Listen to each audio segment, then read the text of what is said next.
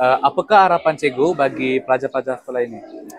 Okey, harapan saya pastilah cemerlang dalam bidang akademik, co-akademik dan co-curriculum kerana memandangkan apa yang saya dapat lihat sepanjang saya berada di sini, pelajar SMK Bandar Baru Putra mempunyai potensi yang besar dan bagus dalam ketiga-tiga bidang ini.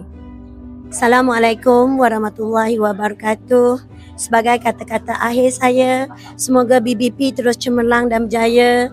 Anak-anak menjadi anak-anak yang beradab, sopan dan cemerlang dunia akhirat. Terima kasih. Bismillahirrahmanirrahim. Okey, ucapan kepada semua pelajar SMK Bandar Baru Putra.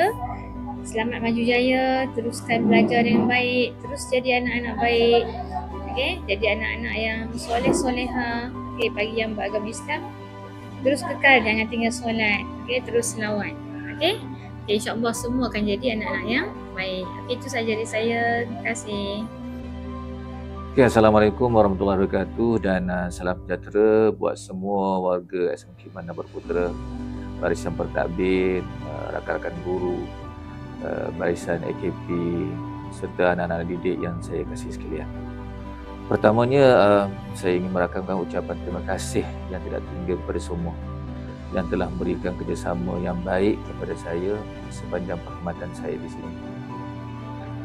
Saya mengharapkan tuan-tuan dan puan-puan, anak-anak sekalian akan terus menggapai kecemerlangan di SMK Bandar Baru Putra ini, sama ada dari sudut pencapaian akademik, co-curriculum, co-akademik, sasiah diri dan semua aspek. SMK Bandar Baru Putra merupakan sekolah yang hebat, sekolah TS kohort yang kedua yang telah mencapai banyak kegemilangan dan kecemerlangan.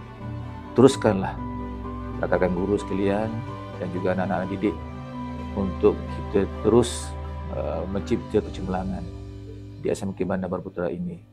Yang penting anak-anak sekalian yakin diri, kerana kita walaupun kita berada di mana-mana pun, usahalah untuk kita berjaya semaksimum mungkin untuk kita capai kecemerlangan. Selamat maju jaya untuk semua. Moga SMK Bandar Baru Putra beroleh kecemerlangan pada masa akan datang. Assalamualaikum warahmatullahi wabarakatuh.